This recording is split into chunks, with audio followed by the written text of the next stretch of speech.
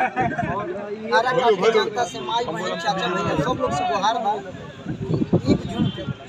माननीय Shri power star बड़े भैया पवन सिंह जी को ज़्यादा से ज़्यादा संख्या में वोट देकर भारी मतों से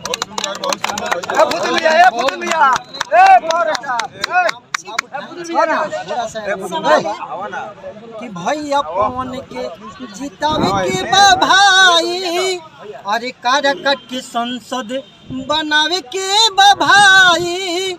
आई है बट सबका अरमान, रखी है पगड़िया किसान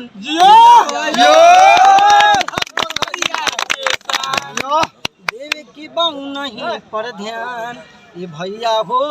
देवे की बाऊ नहीं पर ध्यान, नेक अच्छा भैया बड़े इंसान हो,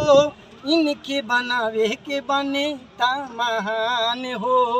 नेक अच्छा भैया बड़े इंसान हो, इनके बनावे के बने ता महान हो,